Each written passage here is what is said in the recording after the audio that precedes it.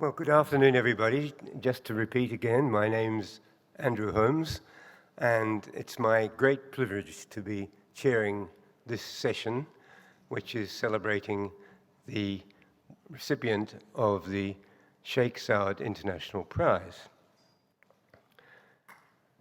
First of all, may I thank His Highness, Your Highness, for the generosity in creating this award.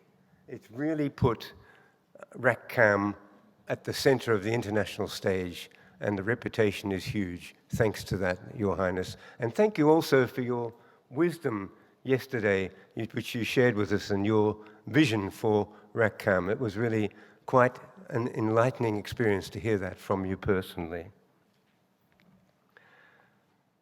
Well, today's recipient is Professor Michael Klein. He was a founding member, as you heard, of the RACCAM, and that was initiated in 2007 and led to the first meeting in 2009. And I should like to welcome not only Mike, but his partner, Dr. Christine Huber, and Rachel and Paula, and an entourage that is a size of 13 people here to share in this celebration. Now, that's going to be a challenge for the next recipient of the Sheikh Saud International Prize to match that. This is what Mike's colleagues wrote about him in a Festschrift published in Molecular Physics in honor of his 80th birthday in about 3.5 years ago. Computer simulations are transforming the physical sciences.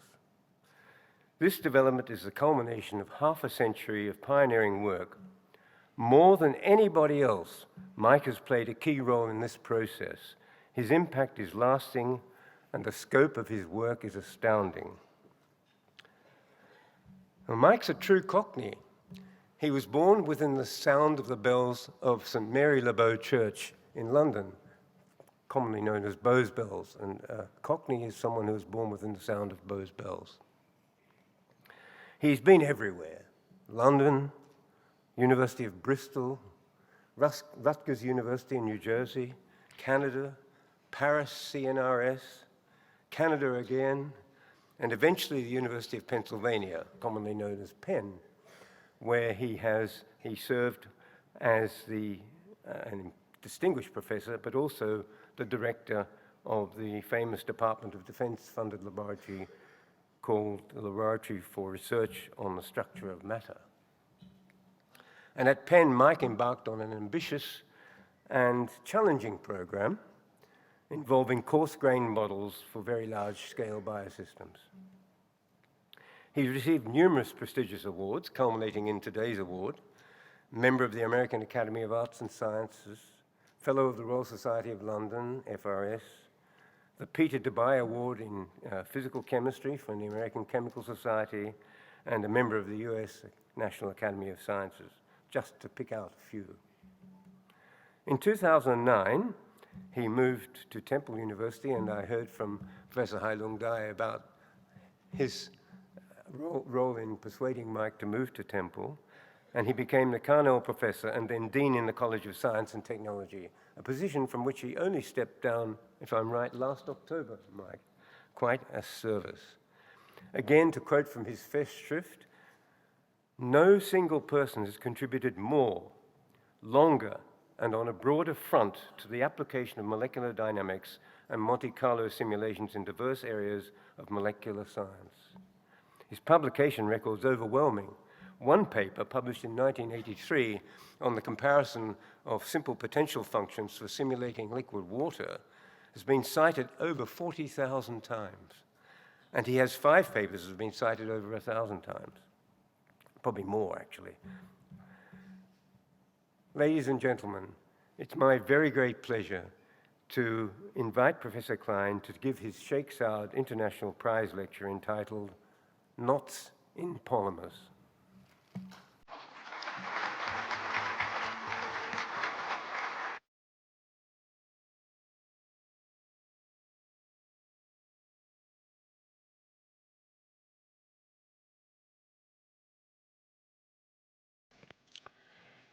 So good afternoon, everybody. Good afternoon, Your Highness, and reiterate what Andrew said. amazing that you've done this, your generosity overwhelming. So I'm going to try to give a general talk about knots, and in particular knots in polymers. I can't begin without acknowledging my partner, Anna Christine Huber, and more important, her cat, Higgs boson. And over the last 3 years, I've learned to talk to Higgs boson. And we have conversations every day. It's mostly about the fact that I'm not ready to exercise enough. And people who know me know my aversion to exercise. Your Highness, as we already heard from Andrew, your vision for RAC is an inspiration. My involvement with RAC-CAM and also Sheikh Saud Laboratory in Bangalore, where I'm going immediately after this meeting, has been an incredibly exciting journey. Your generosity, your gracious and incredible hospitality are overwhelming, and above all, I cherish your friendship. I bring greetings from Professor Rao. I was there just before Christmas at a meeting honoring CNR for his 90th birthday, and he sent me an email a couple of days ago.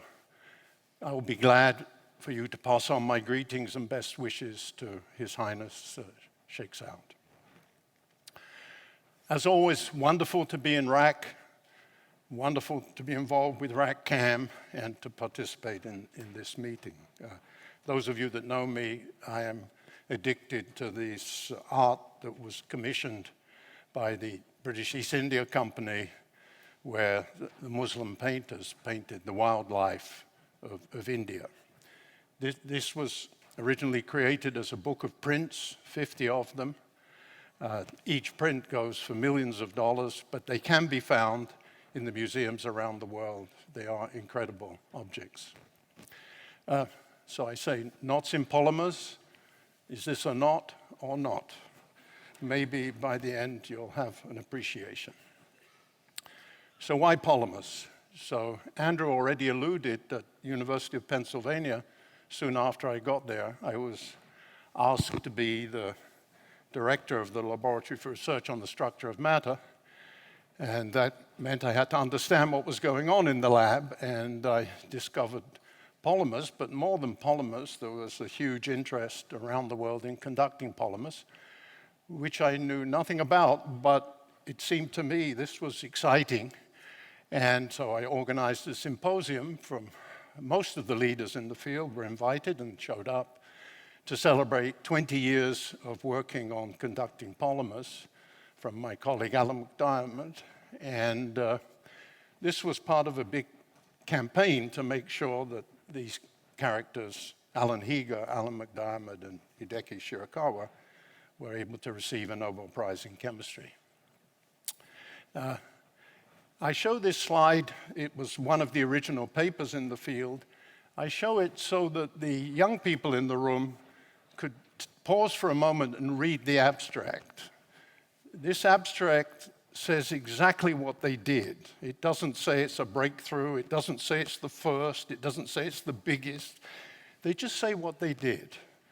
In essence, they took a polymer film, they sprinkled some salt on it, and the conductivity went up by many orders of magnitude.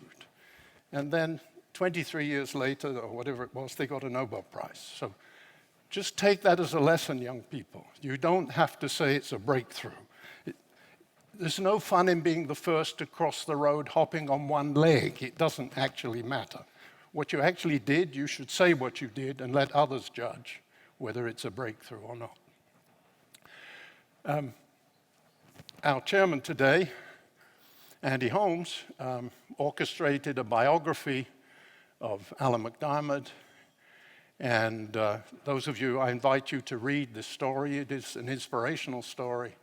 And it was wonderful to work with Andy and Ray Bauman, who each of us knew Alan from a different perspective. The one thing I regret is in that biography, it says nothing about dancing the haka. And for those of you that follow rugby, you will understand how devastating it was to have to remove that section because of political correctness. But again, those of you who follow rugby will know what I mean. So I said, why polymers? So why knots?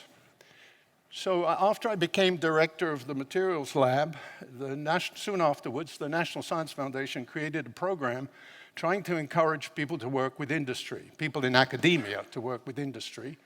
And I think they came up with a very novel idea that the industry didn't actually have to give any money.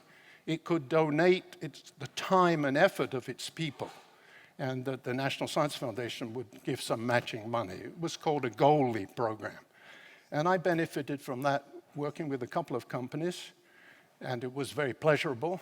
In the case I'm going to talk about, well, the first project I had involved working with a company that put additives in engine oils of automobiles, and they asked a very simple problem of my computational group: how does the viscosity of an oil depend on the architecture of the molecule for a given molecular weight? If you took a linear polymer, or if you made it a star or branched, or dendritic with lots of branches, how did the viscosity? So we published papers on that and helped them.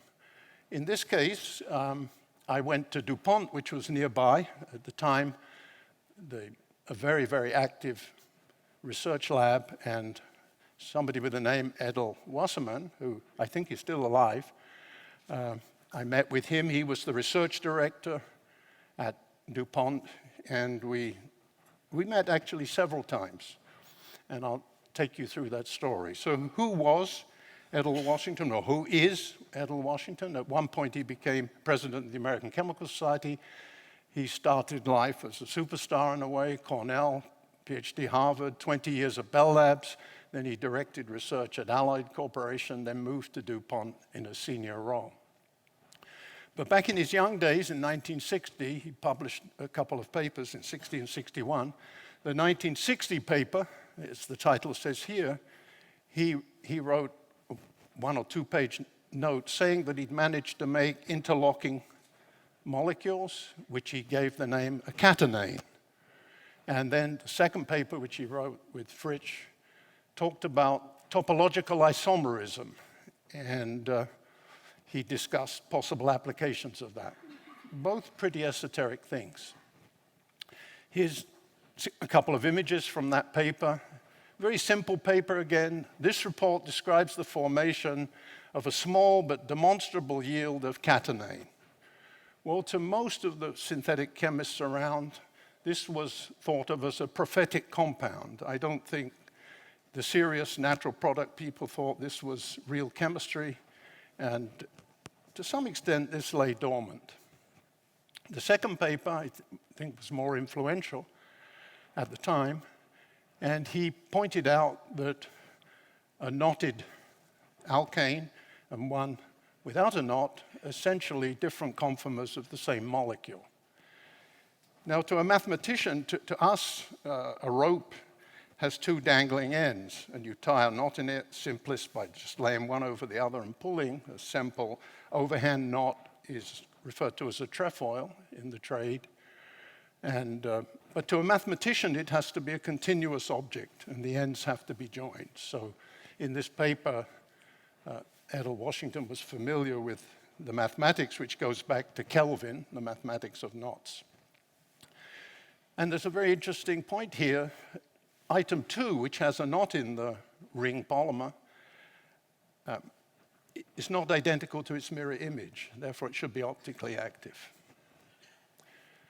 So Edel said to me, Mike, why don't we focus on knots in polymers? So this was about 30 years ago when this happened.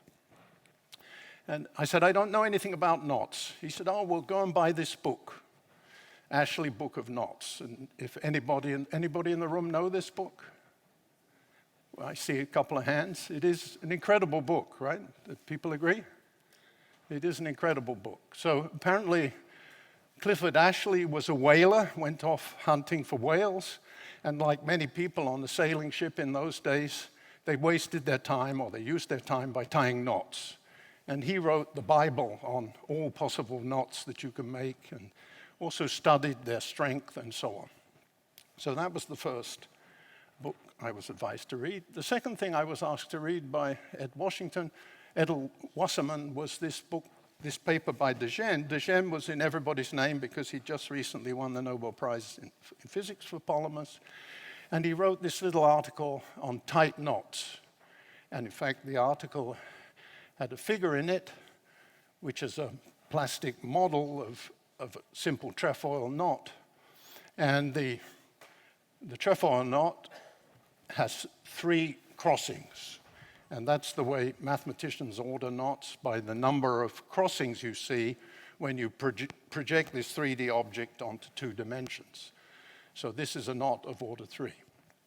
De Gennes estimated, I suppose from this model, that a knot actually in a polyethylene would contain 36 to 38 carbon atoms. In fact, that model is essentially a realization of what was in Wasserman's paper in 1960 or 61. So if you look at Wasserman's original, you would think there would be somewhere less than 40 carbon atoms needed to make a knot. The third paper that Edel Wasserman asked me to read was a mathematical paper written by Stu Whittington at the University of Toronto in the chemistry department, written in collaboration with a mathematician, where he studied a random walk on a 3-dimensional lattice and concluded as the walk got longer and longer, there would be a finite probability of making a knot. Put differently, in the context of a polymer, every long polymer will have a knot in it whether you like it or not. And so this is the third paper I read. At the time, I was collaborating with people in Cambridge, England, and at this era, the master of Trinity College was Sir Michael Atiyah, and he'd written the Bible on knots. From the mathematical physics point of view, was a set of lectures he gave in 1990. And I used a couple of his quotations. He was a rather remarkable man, trying to defend why you would do fundamental work. And I never actually discussed science with him, practically everything else except science.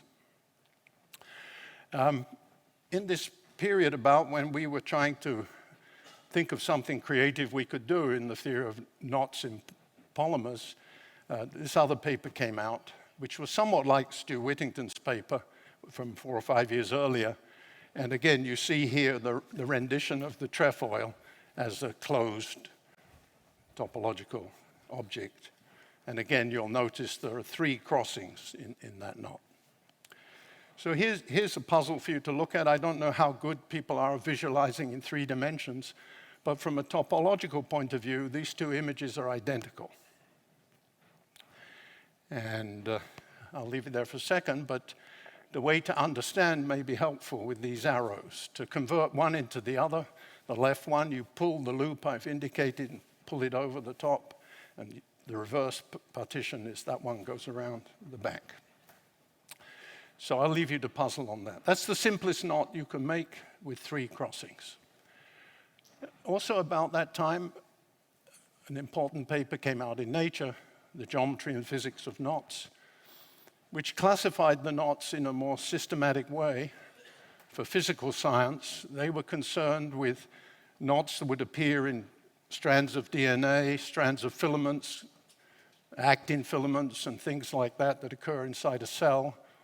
And they tried to put some quantification into the different kinds of knots that could appear and how their cross-section would affect their flow under electrophoresis. So there's only one knot of order 3, the trefoil knot. There's only one knot of order 4. When we get to 5, there are 2 possible topologies. When we get to 6, there are 3. And then it gets increasingly more complicated. So after discussions, and actually over a couple of years period, we thought we might be able to study a polyethylene strand instead of with a plastic model, use the tools of quantum chemistry and statistical mechanics to study a knot on a computer. As it happened, I got a new postdoc that was trained in density functional theory and molecular dynamics. Italian guy, he came to my group, Marco Saita, who's now professor at the Sorbonne University in Paris. He's been there ever since he left my group many, many years ago. And he was enamored with the possibility of doing something. So in brief, what we did is study a long polymer chain, and we tugged on the ends until it broke and studied what happened. And we then tied a knot in the polymer and pulled the ends, and all this using the computer to study what happens. We were very excited because the breaking of the polymer with a knot required far less effort, far less stress than if it was a plain chain. And we wrote it up, sent it to Nature, and I don't know how many publications I have, but it's many more than 1,000. And only once in my life has the editor replied with an email saying, "I'm going to accept your paper. Now I'm going to find 2 referees that agree with me." Has anybody else had that experience? It's pretty unique. What about Andre? How many times, Andre? And the editor was Philip Ball, for those of you who know. He's a popular writer of science books. So, but he did add at the end, "Please be patient." So why did we have to be patient? What I'm not actually going to talk about is the femtochemistry that happens after you tear apart a molecule, because you make radicals, and then it's really a talk on physical organic chemistry. I think a physical organic chemist will know immediately what happens, but I'm not going to pause to discuss that. But I would say after this paper we wrote, a subfield developed called mechanochemistry, what happens if you pull on molecules. And I think this was the first paper to imagine that you could do that. Okay, so this is why Philip Ball got so excited. He'd received a paper from a group in Japan that had used optical tweezers to manipulate polymers, manipulate an actin filament and a strand of DNA, and even tie a knot in it. And I don't have much time to go into details, but they tied a knot in an active filament, and they also tied a knot in a single strand of DNA. And so we had to wait several months while this paper cleared the hurdles of the referees, and then eventually we appeared in the same issue of Nature. Actually, not exactly the same issue, the same volume, and so we could each refer to each other's paper.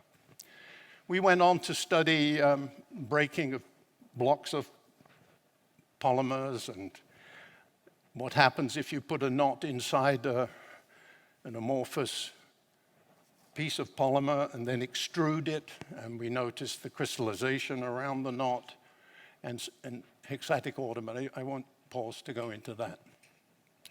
Not long after our paper, the group at Stanford tied a whole series of knots and studied their diffusion, in fact.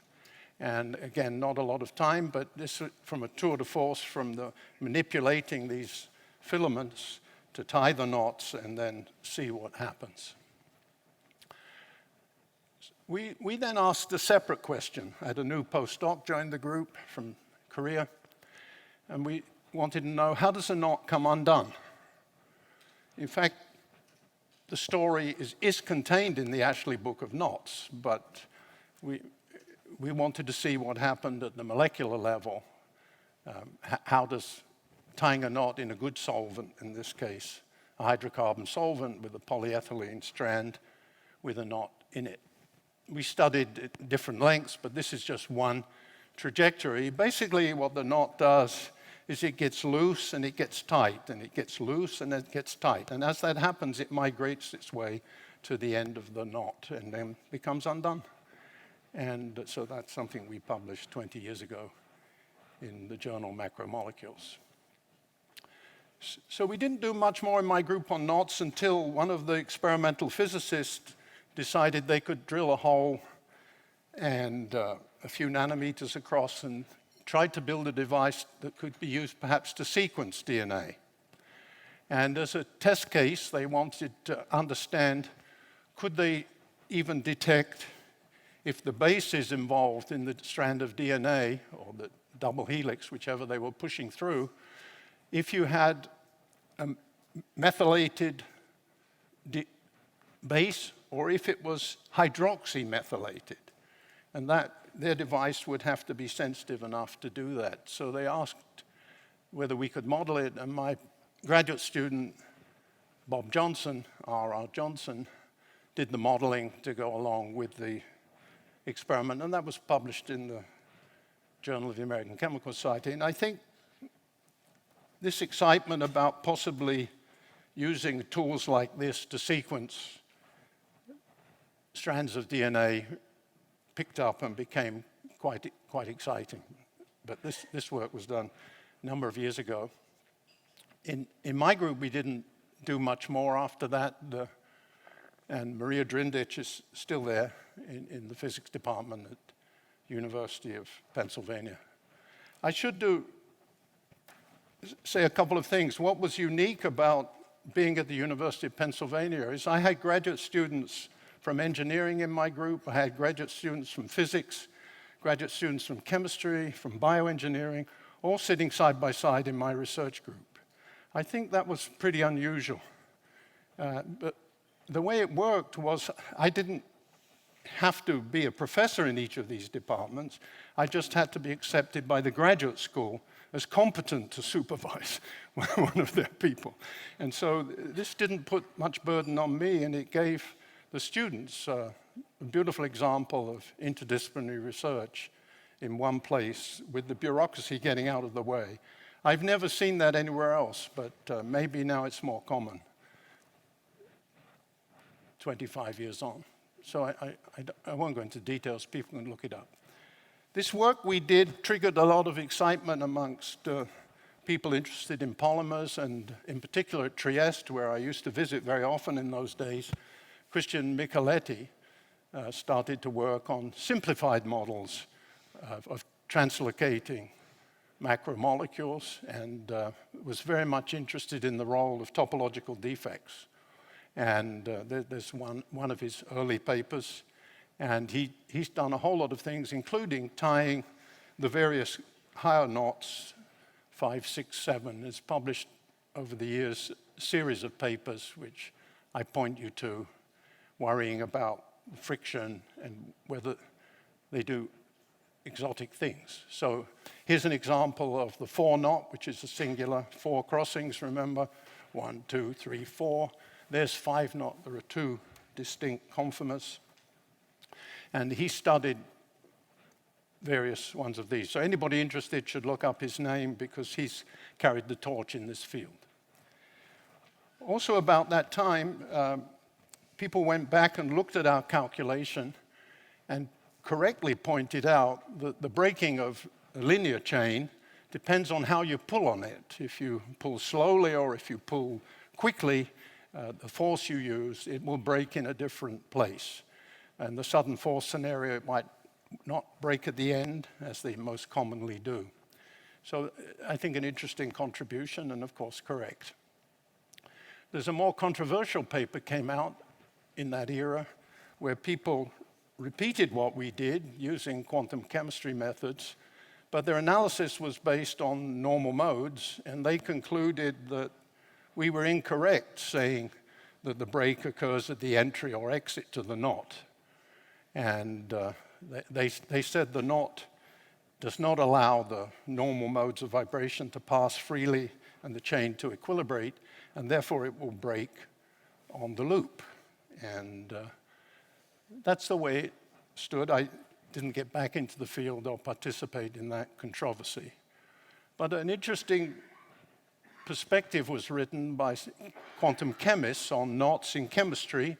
And again, if there are people in the audience who want an easy read, this is a very well-written article about knots in chemistry.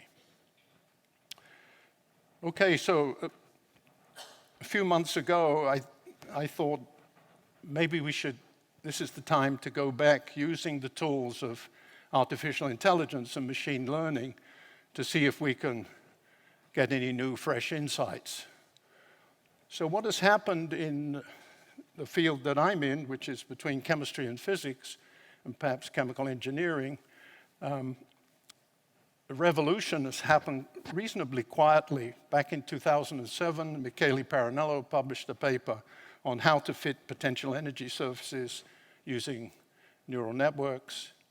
And that paper was silent for a few years, but in the last 4 or 5 years, things have accelerated with groups all around the world using that similar toolbox. And I pull out Cecilia Clementi and Frank Noe in Berlin now, and they both moved from the US to Berlin. Gabor and his collaborators in Cambridge, UK, our collaborators in Princeton, Roberta Carr, and Michele himself. So there's been an explosion of interest. And in particular, I'm going to call out the group that was at Princeton and was a graduate student shared between Weinan and Roberta Carr, and brilliant Chinese student who's gone back to Beijing now. And they've provided a community toolkit for fitting molecular data to get these neural network potentials, which can be put into community codes to study their evolution. And their first example says it all. Basically, you use ab initio quantum chemistry to build your data set, which you then fit. And then this classical fitting to these high-level force fields, if you want, atomistic force fields, can be extrapolated to millions of molecules. In this showcase, they used 12 million atoms or 4 million water molecules, and then you can simulate the behavior at the ab initio level, which is completely impossible using quantum mechanics. So these guys won the Gordon Bell Prize back in 2020 for producing this toolbox, and its use has propagated enormously in the last 3-4 years. So I was well aware of that work because we collaborate with the people in Princeton. And I did a workshop at our university in Rome where I invited a few of the leaders around the world to come. And for me, this was really fantastic to have all these people in one place and so that we could discuss a lot of the details involved. Another shout I'm going to give is Donald Trump actually in December 2020, signed an executive order. Artificial intelligence promises to drive the growth of the economy and improve the quality of life for all Americans. And to those of us who live in the US, that means every government agency will fund you if you can say you're going to use artificial intelligence and machine learning to improve the life of people. So a lot of us have been able to benefit from that. And a lot of research money has gone into that. But it's important here, the words which say the idea is this should be done in a way that is respectful to the citizens of the country. That's another issue. Anyway, what's involved here? Basically, you can take your ab initio calculation at very high level, first principles, and break it down to the contribution of each atom. And so there is a hidden undercurrent of this, because you can only use a finite number of configurations of the space a particular atom will experience. There is typically a cutoff of 100 or 1,000 or some number of finite number of atoms. And so that's a technical issue. So if you can somehow embed in your machine-learned model every conceivable environment of an atom, subject to external constraints, then it should be, the machine doesn't care how many parameters there are in this model. So as long as you can do a good fit, then it should be able, it's no worse than the quantum information that was put in to generate. So in our case, we went back to the knot in the polymer and built a data set by putting in the properties of a whole series of organic molecules. This is not the whole set that we use, but just to give you an idea. And so you end up with a neural network potential for carbon atoms and another one for hydrogen atoms. And it is at some specified level of the density functional theory, which of course is the limitation. Your data set is no better than the input. And then we set about using one of the standard codes in the field, community code, which is called LAMPS, which comes out of Sandia National Laboratory. And then we tug on it to see what we find. And one of the surprising facts about a linear polymer, when we use this machine-learned potential, is the individual carbon bonds can stretch enormous amounts without actually breaking. So here you can see that for the chemists in the room, a carbon-carbon bond can be stretched to almost 2 angstrom and without breaking. And this is because the strain can be distributed quite freely along the chain, and it fluctuates wildly. So that was the extreme in this case, but it didn't break at this point. Bond fluctuations can be large without a break. And let's see. So what turns out to be important is not the stretching of the CC bond, but the angle opening up, the carbon-carbon-carbon angle. They have to be coupled. So here we've got the carbon-carbon-carbon angle versus the stretch. And you have to have both happening. In other words, the chain becomes less zigzag and more linear before a break occurs. And we went on and repeated by tying a knot in the polymer, and in this case, just a trefoil overhand knot. And Mark again did simulations. And the atomic energies that get very hot as you tighten the knot are highlighted in red. And here and here, there are a couple of areas where the knot gets very tight and the energy grows. I don't know if this simulation will work. Oh, maybe it will. Okay, good. So the red atoms are in a high energy state. The blue atoms are cold. And as you slowly tighten the knot, eventually at some point, the red atoms will be clustered by the entrance to the knot, and then the chain breaks. It's about to happen now. You see a bond broke, and then a fragment pulls away. It's actually a radical at this point, and there's another radical that goes out the back. Okay, so what we find is we've reproduced the earlier, cruder calculations that appeared in Nature a long time back, but with one other subtlety. Here we were able to see the stress in the chain going through stick-slip motion. As one more atom passes through to tighten the knot, there is a relief of the stress, and we see that, and then eventually the chain breaks. So I think this is a small additional insight, but how about Dejene's original estimate, or Wasserman's original estimate? We find it actually gets considerably tighter than they estimated. Not surprising, really, because they used a rigid toy model to build their estimate. And I show here stress profiles as a function of time for individual atoms. And I'll show one more of these. This is just before the break is happening. And you'll see the spike up occurs at atom 10 and atom 39. So there are 29 atoms in the knot. So the knot can actually go a lot tighter than just hardball. And then it breaks. So our conclusion, we haven't published this, but our conclusion is that our original work was perfectly fine, and that the analysis using normal modes is not adequate to describe this highly stressed situation. Right now we're working on these higher order knots. I don't have time to discuss these. These are much more complicated to visualize what's going on, but this is work we're doing right now. And so I'm getting close to the end here. So I started by showing you, is this a knot or not? I actually took this photograph many, many years ago, going for a meal in Kyoto in a Japanese restaurant, and the sliding door into the place on the tatami mat where we would sit down had this image on it. And I didn't really know I was going to be using this many years later. So is this a knot or not? So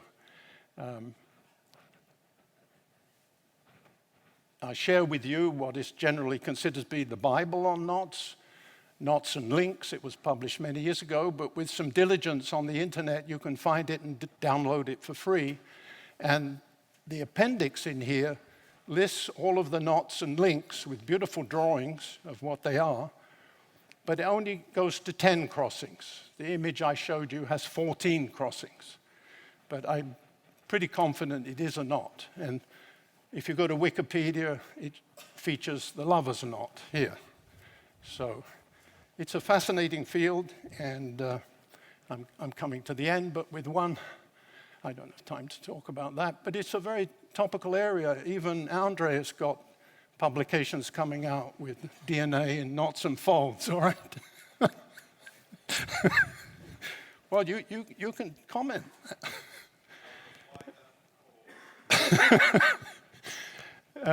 And Micheletti and Vincenzo is here somewhere. And Vincenzo has collaborated with Micheletti, somebody from my university. And this is the unzipping. So if you're trying to pull a double-stranded DNA through a sequencer, it might come undone. And so there's a paper that just recently came out on that. One last couple of quick slides, a postscript. David Lee, significant organic chemist in the UK, has gone back to the original Wasserman paper and repeated it using the modern tools of organic chemistry, where he was able to make significant quantities so he could do analysis. So he went back. So Ed Wasserman claimed he had made a catenane and named a catenane, and they went back and reanalyzed, and the conclusion is here. The controversy surrounding Wasserman's seminal catenane synthesis is resolved. It's not a prophetic compound. It was genuinely made. And furthermore, the evidence of the interlocking structure, although indirect, was actually robust. And this, I clipped this out of an article in CNE News, and Wasserman says, what a surprise, gratifying to see that I was right so long ago. So that's it. I end there, and thank you for your attention.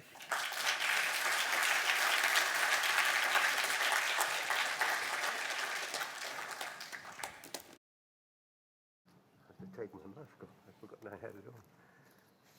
What a fascinating story, don't you agree? Really, I learned a lot. Thank you, Mike. And now the floor is open for questions. So I think behind Andre was the first person to have their hand up, and then Andre. Hi, Mike. Thank you very much. Yesterday, we were introduced very briefly, or the day before yesterday. I'm a biosensor person, but in fact, I just realized we have a lot of overlap in the kind of polymer field. I did my postdoc at Patrick Doyle's lab, and I did a lot of nanopore prior to going there. So I was working on kinetoplast DNA. As you know, it's catenated DNA that's found naturally, actually. So my question is, how does the rigidity of the polymer affect the probability of knotting? And if I have a polymer that has variable rigidity, how can I, is that something that's interesting to study? Thank you very much.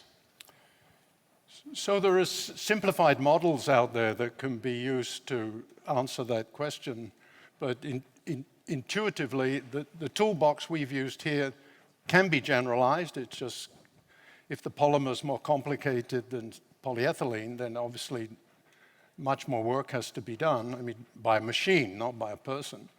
But the issue of the rigidity and tying, I think it's just going to happen. The issue, the only thing that could stop it perhaps, or would make the time scale very long to reach equilibrium, is if the solvent was very, very viscous and strongly attached to the polymer that you were interested in. But given a polymer, as I showed you, in a good solvent, there's no reason. So the rigidity would mean that the knot would be larger, probably. Right. But then it's not a tight knot, because the same issues I describe are relevant. So what you find in DNA from the little of the literature I've read is these knots, if you just look at a configuration, it's very difficult to find the knot, because first of all, it's partially a globule, and so it's kind of entangled. But if you keep diving into it, you do find the knots are there. So That's very interesting. I think it'll be a time scale to equilibrate it from a point of view of a computational chemist. For the lab, it's not relevant. It will be knotted. That's very interesting. It just inspired me to think about single-stranded DNA versus double-stranded DNA, and how the persistence length changes, and what about kind of triplexes, which is some things that we work on in my lab from a purely experimental Well, the perspective. triple helix, of course, is going to be even stiffer. Yeah, yeah. But the issue is, how long is the strand you're working with? If it's 50 or 100 base pairs, no. It probably won't. But if it's 50,000, Yeah. If it's a genome level, then there's no problem. There are going to be many knots. Thank you very much. Okay.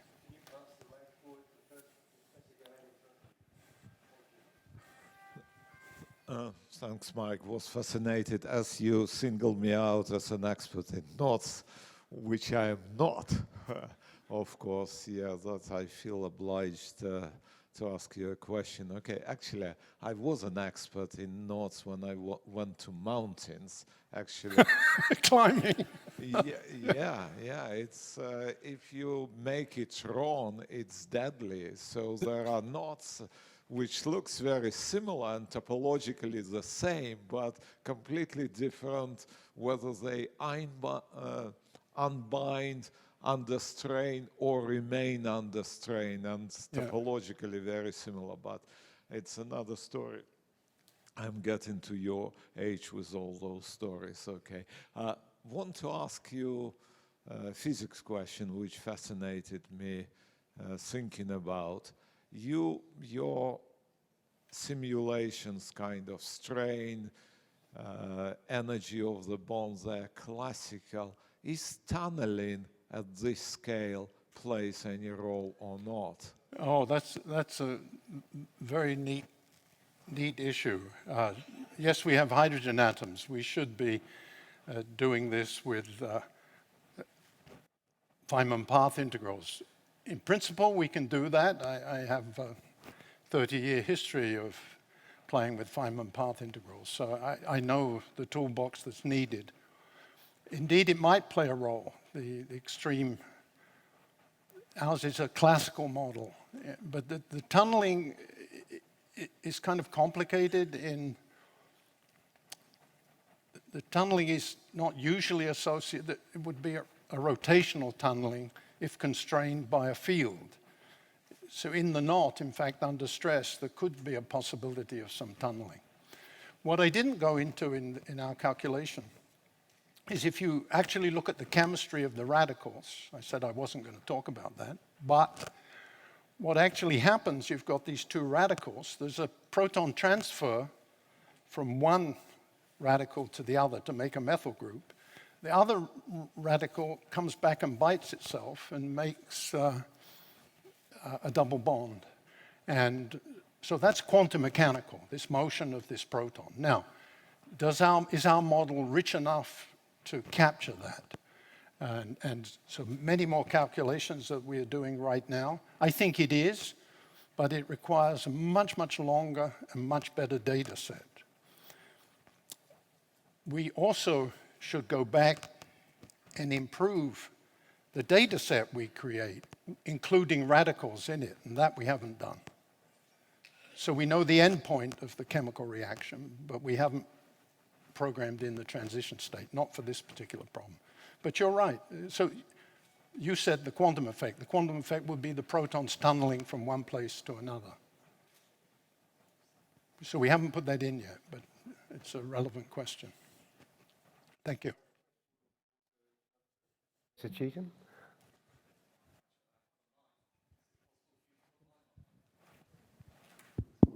Yeah.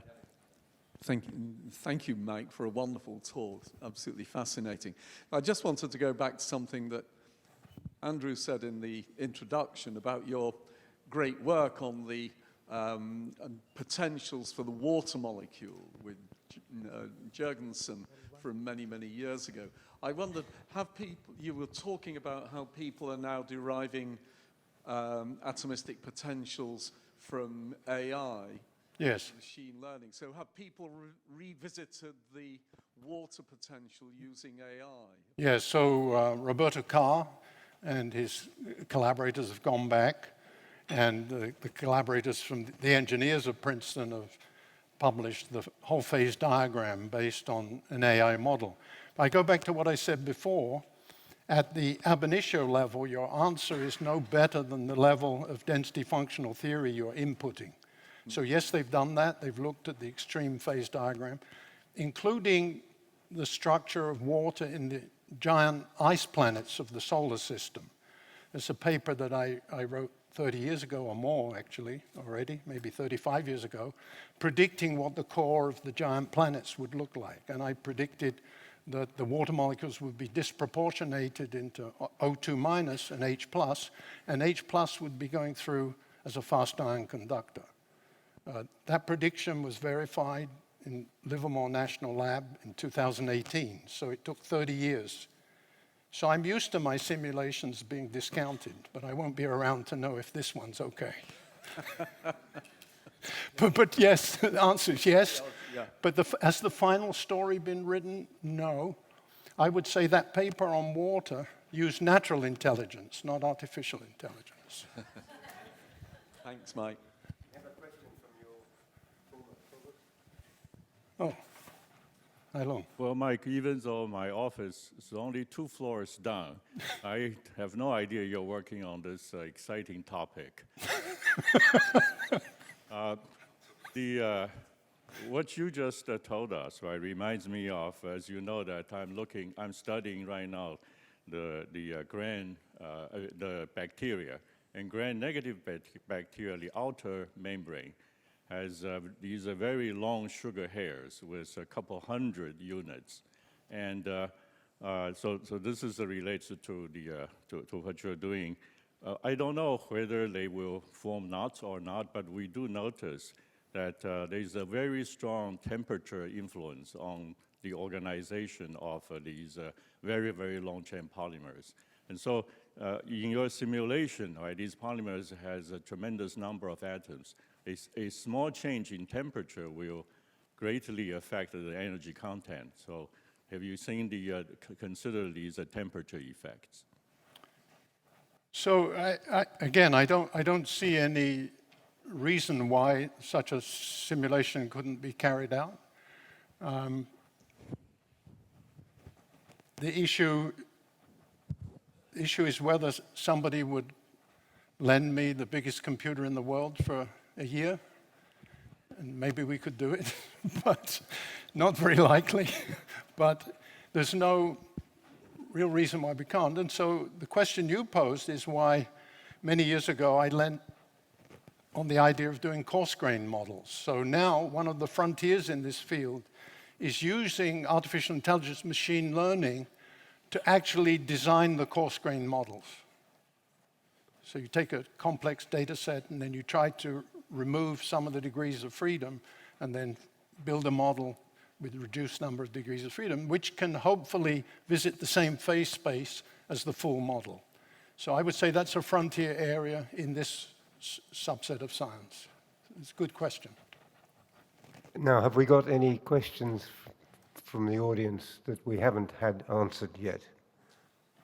I was going to, you've just touched on, you really answered it in a way, but referring to your most recent work on machine learning and AI, but I wonder how much your field has depended on the power of computational methods to enable things that you've done. Fabulous point. More progress over the years has been made in developing the new algorithms than the speed of the hardware. Many, many orders of magnitude more advance has come from smart algorithms and not the hardware. I'm not saying we don't use the hardware. We, of course, exploit it to the full. But the new methods of sampling phase space, or it's the methods that actually, at my heart, less the heavy-powered computer. We use the computer, but the methodologies over the years have been the great breakthroughs. To use it, yeah. So isn't that Good point, Andrew. Very interesting. Well, I think this is an appropriate time to invite His Highness and Sir Anthony Cheetham to come up to make the presentation to Professor Klein. And let's give Professor Klein a round of applause as well.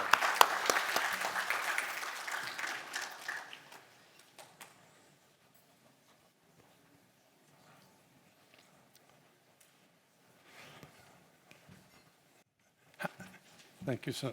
How do you cope with the searchlight?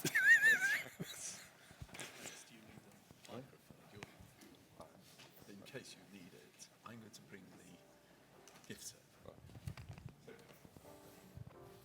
I'm going to hand over the plaques and another reward to His Highness, who will then present them to Professor Michael Klein. But Mike, I just wanted to say before we do that, thank you for a fabulous talk, and just to underline that this award recognizes not only your outstanding and sustained contributions to science over many decades that cover many areas beyond what we've heard this afternoon. This is just the tip of the iceberg with Professor Michael L. Klein. But it also reflects what you've done for Ras Al Khaimah over the last 17 years and your constant support for RACCAM and the IWAM program and everything else that we've been doing over here. So I'd like everybody to show their appreciation. And now we come to the fun part.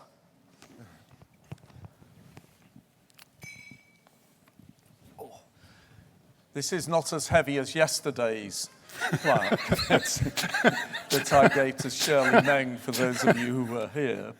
But Your Highness, this is the first one. Perhaps I need to hold that for you. Give me a second. You can't. It's my pleasure to share this moment with you, to recognize your contribution and your friendship amongst your friends here in Ras Al Khaimah. Thank you, sir. God bless you. And, thank you, sir. Long journey to go. Yeah, it's been an amazing journey, Your Highness.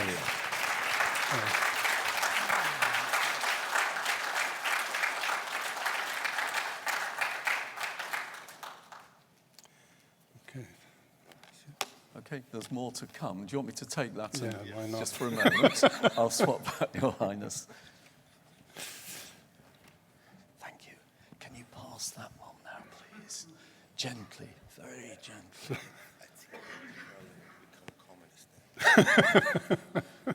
This one. Oh, look at this. This one, Your Highness, is slightly fragile, but if I can pass that to you. If you don't mind, you hold this. Oh, wow. Incredible.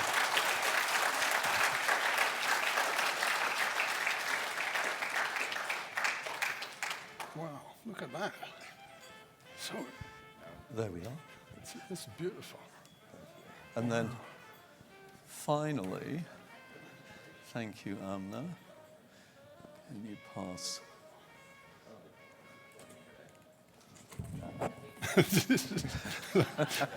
They said I should put a postage stamp on it. This is the final reward. Well.